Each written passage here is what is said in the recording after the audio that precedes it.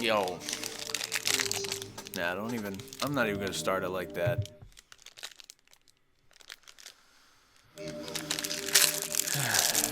I'm hungry. Time to eat a 2-year-old protein bar. Cause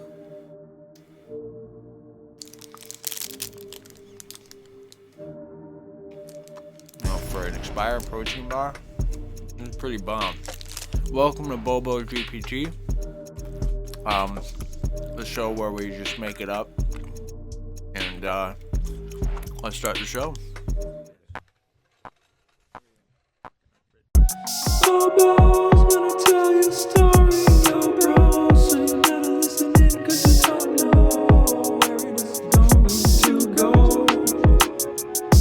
Bobo's gonna press a button, and then GPT will make him something that's gonna make us all giggle and laugh. And we all gonna write squiggles on our path in life. That's right, I don't know where this is going, but I know that we're having fun, so sit back and enjoy. Why? Because I'm about to make some noise with this weird ass prompt in this voice. And I don't know where it's going to go, but we're gonna have fun doing it, bro. So just kick back with Bobo and the great program tales. Yeah, that's what we're calling it.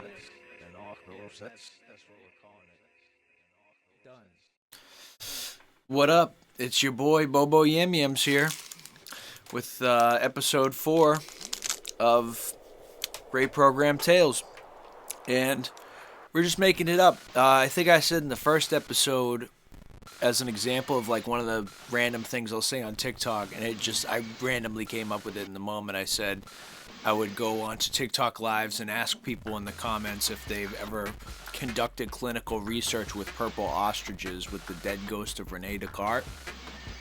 I think we're gonna actually make that a story. So, ChatGPT and I are well acquainted. I think I could use the real estate of not like introducing myself today. So, like, I don't mean to be rude, ChatGPT, but we're gonna get this started right now. All right, let's do it. I gotta go to work soon, so we're gonna make this happen real quick. What's up, ChatGPT? ? I would like to make a 3-paragraph introductory part of the story with a little bit of the main action that involves a male nurse extern who is trying to get their hours, who stumbles upon, through bad luck or whatever, a clinical nurse who is conducting research on purple ostriches, even though the nurse extern wanted to do medical school for humans. And I'm not done. Also, there is a really annoying, persistent Cub Scout who is trying to sell multicolored, multi-flavored lollipops, and will do it in multiple instances at inopportune times that we have little cute dialogues with, period. And the culmination of this story... Actually, I don't want to jump the start. I don't want to jump the shark yet. Alright, well, you know what? We'll add the persistent Cub Scout a little bit further in. Alright, let's just get the story started. Got it. Here's an intro to your story, setting the stage with a bit of action and contrasting characters. Here we go. Why they gotta put that? Okay. Here we go. Here's some of the story. Caleb had never planned to get involved in anything that didn't have a pulse or a human name tag. As a nurse extern at St. Luke's, he was supposed to be shadowing seasoned practitioners, observing procedures, and racking up hours, finally submitting his medical school applications. But here he was, I'm sorry, Caleb. I'm sorry I'm doing this to you. In the cramped back office of a research department, staring at a poster of a giant purple ostrich. See, poster of giant purple ostrich. And I'm sorry. It seemed to be staring back at him with a haughty, unblinking gaze. Dr. Lena Hammond, a clinical nurse and lead researcher on the hospital's most bizarre project, see, this is the thing. ChatGPT is trying to make it, like, logical. I guess that's what makes it good. Was lecturing him about avian biology like it was the most critical part of his education. You see, Caleb, purple ostriches can have unique behavioral responses when exposed to specific stimuli, she said, clearly not noticing the bewildered expression on his face. He hadn't meant to end up here. His intention had been to shadow a more typical, straightforward nurse today, maybe someone who worked in the ER or pediatrics. Instead, fate, or more likely his sheer bad luck, had shoved him into this strange corner of the hospital. Dr. Hammond was a whirlwind of chaotic enthusiasm, a walking encyclopedia of obscure animal facts, and, if he was being honest, a bit too much for his brain to handle while trying to focus on his future as a doctor for humans, for human beings, not purple frickin' ostriches. Alright, that's crazy. To make matters worse, her assistant, Maya, a medical student who somehow already knew more than Caleb about the human body, had a knack for interrupting him at every turn with unsolicited advice. See, it already knows where this is going. Caleb tried to stay focused as Lena rambled on about the potential link between ostrich behavior and human mental health studies, but his mind kept wandering back to his real goal.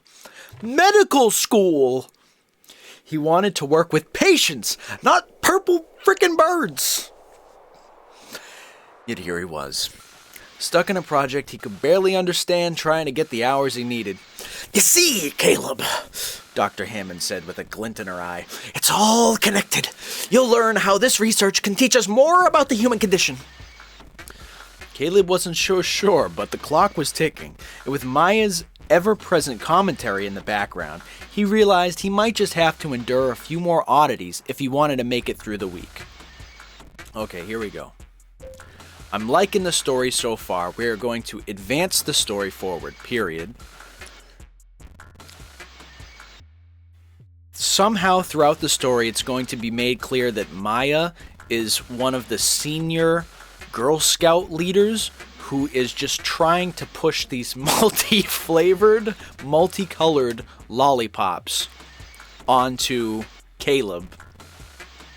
And he's just trying to figure out why and what other surrealistic things you could put into that, period. This story is going to be a surrealistic story, okay? Period. We will see a purple ostrich, whether it's a glimpse of one or we find out that the ostriches are evil or something within these next 2 paragraphs, period. There we go. Let's see. Alright. Here we go. Awesome. I love the surrealistic vibe you're going for. Let's dive deeper into the strange world around Caleb and explore the weirdness of Maya, the multicolored lollipops, and the mysterious purple ostriches. Here's how we can advance the story. Alright, let's see it. Caleb didn't know what was stranger. The fact that, I'm starting to feel like a weird tingling from that protein bar. The fact that Maya kept trying to shove handfuls of glittering, multi-flavored lollipops into his hands. See, she should be using dialogue for this. Or that he had to, I don't know why, I'm sorry to misgender you, ChatGPT. Multi-flavored lollipops into his hands, or that he had to keep pretending that he wasn't incredibly unnerved by the idea of purple ostriches being more than just a poster. Maya, with her ever so earnest smile, handed him another lollipop. Go on, Caleb. You've got to try lavender raspberry. It's supposed to bring out your creative genius, she chirped, her voice tinged with a robotic enthusiasm that was beginning to grate on his nerves. He'd accepted 3 already, although he wasn't entirely sure why. Something about her intense gaze made him feel like he couldn't refuse. Like if he didn't take the lollipop, the world itself might snap out of existence. It was a bizarre, disorienting thought, but Caleb couldn't shake it. He had realized how unsettling Maya could be. Ugh. What is up with this Maya girl? The way she talked about lollipops, the way she talked about everything, was almost too rehearsed, like she was reading from some strange script. Meanwhile, Lena had become oddly fixated on the topic of animal-human interactions. Oh no. She was pacing around, muttering about the deep connections between species, when suddenly the floor vibrated. A subtle tremor, but enough for Caleb to glance up alarmed. From the hallway, the faintest sound of feathers rustling reached his ears. It's nothing. It's nothing, Lena dismissed, though her face had turned pale. Just some... The rest of her sentence was drowned out by the unmistakable screech of something large and irritated. Caleb's stomach lurched as he looked forward into the window, where, in the blur of a movement outside, a giant purple ostrich was flapping its wings aggressively, its beady eyes locked onto him with a terrifying intensity. It didn't look like a typical ostrich. It looked almost malevolent. He felt an overwhelming sense of dread that seemed to ooze from the creature itself. A cold shiver crawling down his spine, the ostrich's stare made his hands tremble, and for a second the lollipop in his palm seemed to grow, their candy colors shifting, merging into unsettling hues. You'll get used to it, Maya said, breaking his focus. He hadn't noticed that she was standing much too close to him. Her smile widened, stretching unnaturally as if she had reached into her bag and pulled out yet another lollipop. The raspberry ones are the best for easing anxiety. Caleb took a deep breath. His heart pounding. Yo, what is this? What is Maya tweaking off for real?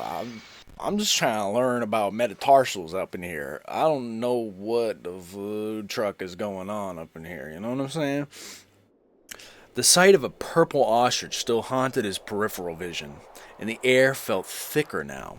He couldn't tell if it was the scent of sugar or something else entirely.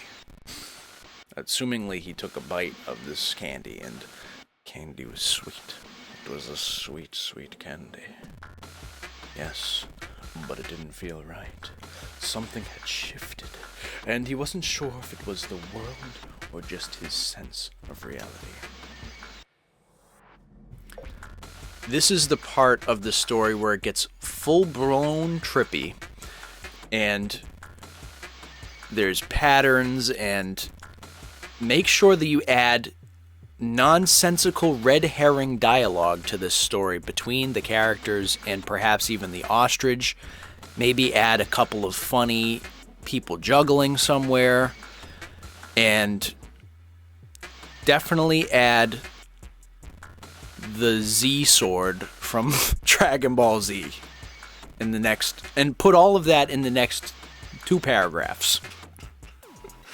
All right, here we go.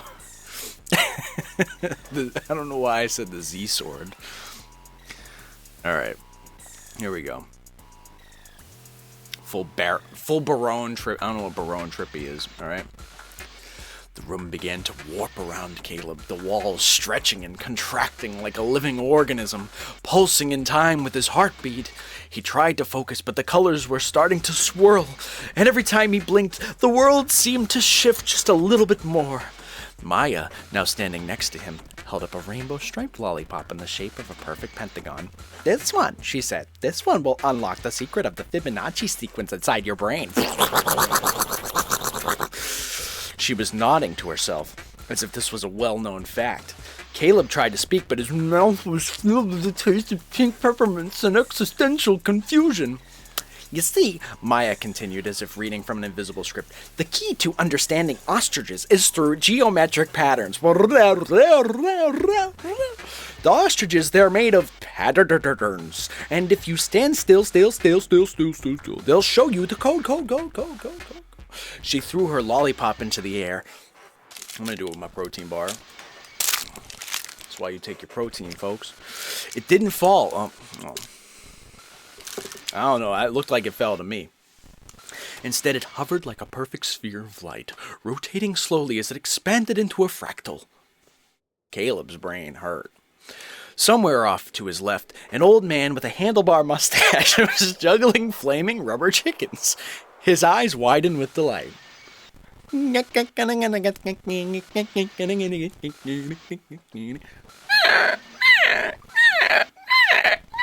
That's him squeezing the chickens as he throws them. You gotta squeeze the chickens when you throw them. He didn't acknowledge Caleb, though he did toss one of the chickens directly into the air toward Maya. She caught it with both hands and gave it a small, satisfied nod. Outside the window, the purple ostrich had begun to multiply. Or maybe it was the same one getting closer. Caleb couldn't tell anymore. It seemed to be surrounded by an army of identical purple ostriches. All of them flapping their wings in perfect unison, forming a swirling vortex of feathers and vague, distinct laughter.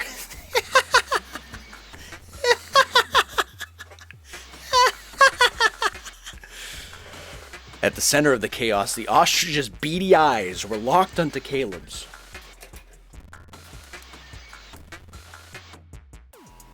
I gotta stop doing that because then I'll lose my spot. Yeah, I gotta stop doing that because then I'll lose my spot. Here we go. At the center of the chaos, the ostrich's beady eyes were locked into Caleb's, boring into him with an unsettling hunger. The image flickered, and suddenly the ostriches were wielding swords. Z-swords, like from Dragon Ball Z. They multiplied the... I don't think ChatGPT knows what the Z-sword is. They're holding Z-swords. One that looked like they'd been pulled straight from some forgotten anime dimension. Hey, ain't nobody forgetting about Dragon Ball up from here. Let's keep it real. One ostrich, its plumage now sparkling with tiny mirrored shards, raised its Z-sword high. The blade gleamed as it sliced through the air, sending shockwaves of glitter and static in all directions. They're all connected, Lena muttered, her voice now coming from somewhere behind Caleb. But when he turned, she was gone. Poof, poof, poof. Instead, there was a giant purple lollipop in the shape of a human brain. It pulsated with the rhythm of an unseen heart, and Maya was now trying to hand it to him with urgency. Caleb, she said, her face serious for the first time. The lollipop is the key to understanding the ostrich war. You need to eat it before they breach the fifth dimension. Caleb opened his mouth to ask what any of this meant, but before the words could leave his lips, an old woman with neon green hair appeared in the doorway, holding an inflatable giraffe and singing the theme song to a children's TV show in a language Caleb didn't recognize. Wow. It's getting crazy. Can you make a 3-sentence red herring just momentarily of the janitors looking in on the room and the people that are in the room are like going crazy, but all of the stuff that you mentioned isn't in there and they make a funny comment to each other? Period. After which, once I talk to you again, we will resume the story. Alright, here we go. Greg and Carol peeked through the cracked door, squinting into the room where Kayla, Maya, and Lena were doing their strange, feverish dances with lollipops and ostriches. Greg scratched his head, his mop hanging loosely in his other hand. I swear, Carol, last week this place was just a normal hospital. Now it's like an abstract art installation gone horribly wrong. Carol shrugged, her eyes narrowing. Nah, this is what happens when you leave the coffee machine on overnight. Nobody told you that messes with the air conditioning. They both nodded sagely before slipping away, muttering something about needing to check the mop closet for suspiciously mobile buckets. back to the action now. Period. We're going to end the story. You can do something with the green-haired lady who's telling the children's story. Actually, not telling the children. Whatever you want to do with that, right? Period. But we need to include the ghost of Rene Descartes, which will weave a moral into the story in the outro. Period. Also, bologna sandwich. Okay. Here we go. Let's see. ChatGPT, you saw that? ChatGPT took a minute with that, alright? Ghost of Granada card. Granada card, alright? Not Rene Descartes, alright? The ghost of Granada card, okay? That's why you don't use text-to-speech. The neon green-haired woman... Hold on, we ain't gonna give you no spoilers. The green-haired woman continued to sing, her voice now weaving an eerie, hypnotic melody in the ancient tongue. Caleb's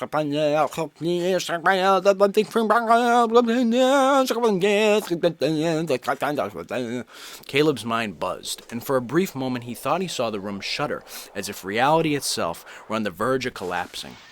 The inflatable giraffe, she was... Hold on, I should have been doing this. Hold on. There we go. Maybe that's not going to do anything. I'll do it on here too. Here we go.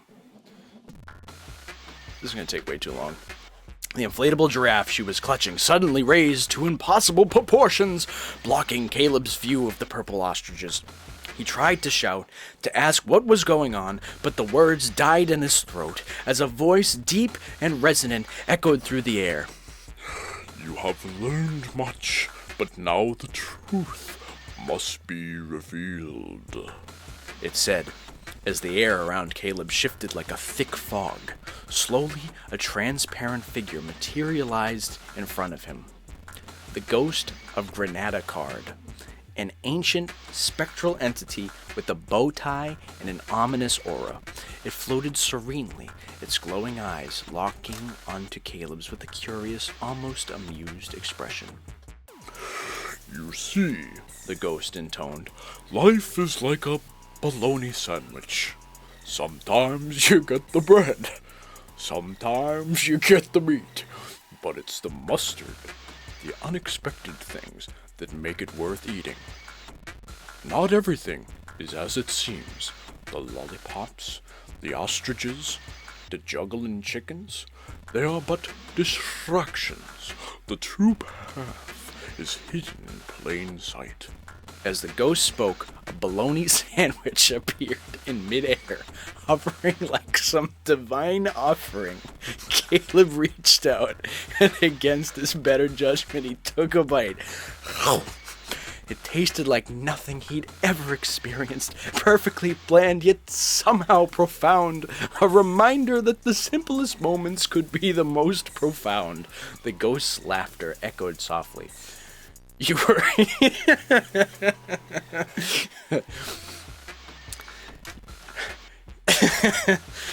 You were seeking answers, it said, but the question itself is the answer. With a final cryptic smile, Granada card faded, leaving Caleb standing there with only the remnants of a freaking sandwich, dude, a sandwich, and the overwhelming sensation of having almost understood something incredibly important. I don't know what that was about. Just as everything began to quiet down, the green-haired woman stopped singing. She looked at Caleb, and for the first time, her eyes softened with a strange sympathy. The lollipops, the ostriches, the fractals, they were all meant to show you that the universe is full of possibilities, she said, her voice oddly gentle.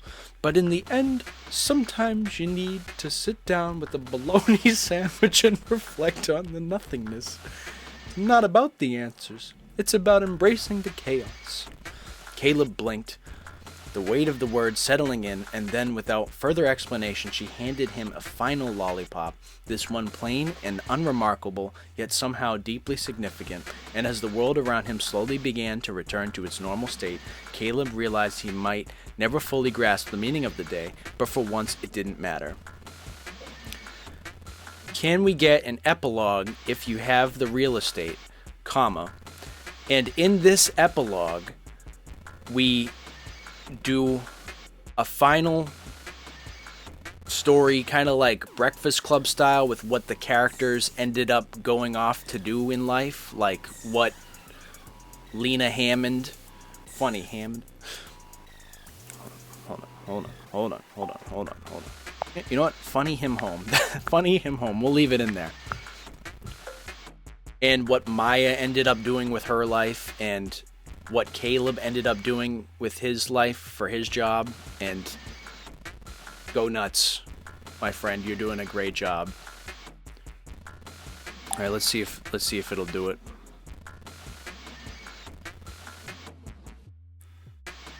It had been a few years since the surreal events at St. Luke's, but somehow Caleb hadn't fully processed what had happened. He did, however, now spot a faint obsession with purple ostriches, not in a "I want to study them" way, more in like a "I can't explain why I look up to them, but I do" kind of way. He'd gone on to finish medical school, but not in the way he'd imagined. Instead of working with human patients, he ended up specializing in avian neurology. His primary focus, the mysterious and inexplicable connection between purple ostriches and human brain activity. In fact, his groundbreaking research on ostrich-specific neural patterns had earned him a PhD and an invitation to lecture at a prestigious, albeit slightly bizarre, college for undocumented animal doctors. Yo, we getting all Trumpy up in here? I don't know what you talking about.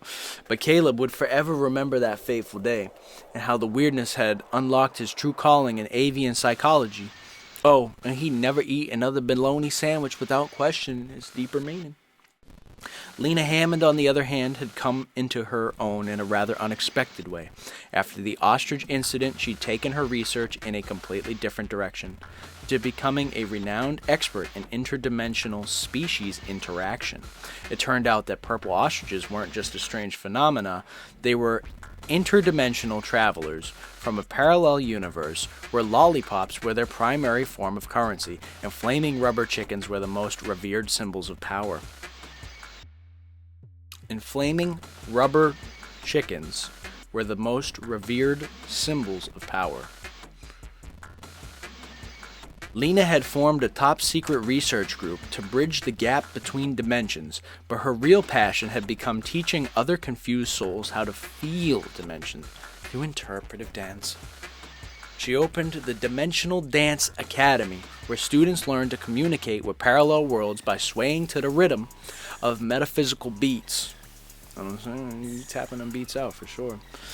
At her most recent recital, a purple ostrich appeared in the audience and the crowd gave a standing ovation. No one was quite sure how it had gotten there, but Lena smiled knowingly. As for Maya, she had gone on to finally put her Girl Scout leadership skills to work on a larger scale. No longer content with simply peddling multicolored lollipops, she founded the Lollipop Collective, an activist group focused on global candy diplomacy. Their mission to create a world where lollipops weren't just candy, but a universal symbol of peace and understanding. They held annual peace talks with world leaders using lollipops as their primary medium of communication. You can't argue with the flavor of raspberry lavender fusion, Maya would say. In her spare time, she served as an elected official for the Bureau of Candy Relations in the United Nations, pushing for lollipop literacy courses to be incorporated into every nation's school curriculum. Her leadership was hailed as unpredictably effective, though nobody really understood what she was actually doing. Strangest part, they all still kept in touch. Though their conversations were rarely straightforward, Caleb had a standing invitation to Lena's interdimensional dance parties, which he had to decline due to an irrational fear of disco ball-shaped ostriches. I feel you, dog. Maya sent him a care package every year containing a hand-picked selection of lollipops, each with a personal note that read something like, "This one's for your soul." Imagine like trying to go about your life, and every year you receive a package of just like random lollipops, and like you saw all that shit and it happened in the room, right? and then you go to open it up, and it's like, this one's for your soul. Like, I'm throwing them joints right in the garbaggio. You know what I'm saying? No cookies and milk. And Caleb, he just kept researching the ostriches, now convinced that one day they would come back. Oh my God. More intelligent, perhaps even sentient, to explain the mysteries of the universe, preferably while juggling rubber chickens and talking about mustard. Mustard!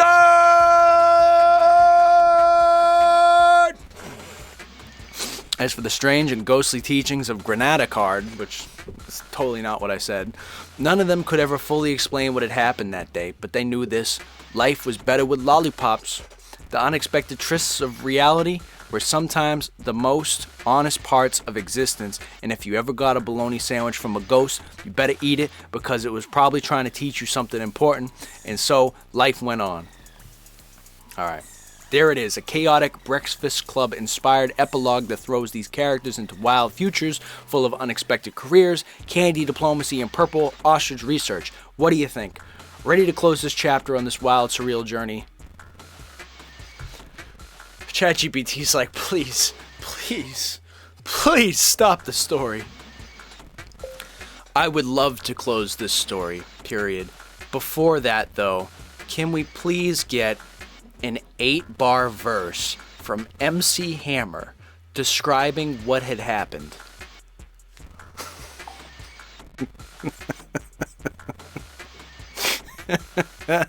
Okay, oh, this is perfect. Let's bring some MC Hammer flavor into this surreal finale. Picture him busting out a funky rap that sums up the madness from the story.